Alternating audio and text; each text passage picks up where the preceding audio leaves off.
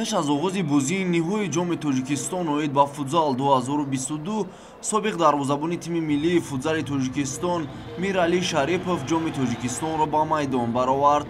дастаи сорокампанияи шаҳри Душанбе дар соли 2022 хетрики тиллоӣ кард. пас аз пирӯзӣ дар суперҷоми Тоҷикистон ва Суперлигаи Тоҷикистон, дастаи Пайрав Воҳидов ҷоми кишварро низ моли худ кард. дар бозии ниҳои ҷоми Тоҷикистон 2022 оид ба футзал, дастаи сорокампания бар тими Амонатбонк пирӯзӣ ба даст овард.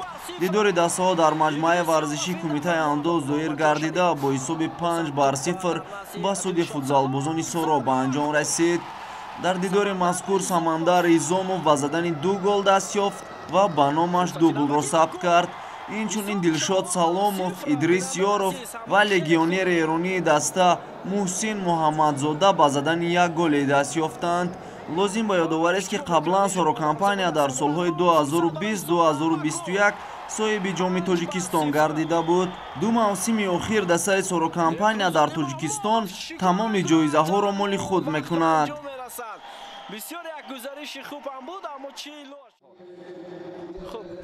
пас аз анҷоми рақобати ниҳоӣ маросими ҷоизасупорӣ баргузор гардид.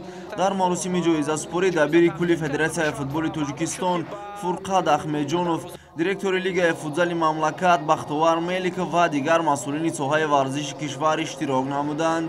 аз ҷониби Лигаи футзали Федератсияи футболи Тоҷикистон доварони бозии ниҳоӣ, аз он ҷумла Беҳрӯз Муртазоев, Сафаралӣ Маҳмадизода ва Наврӯзҷони Сулаймон бо сипоснома қадрдонӣ гардиданд.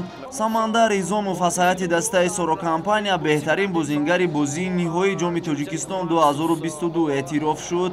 беҳтарин дарвозабони мусобиқа дарвозабони эронии сорокампания Меҳдӣ Мустафоӣ гардид.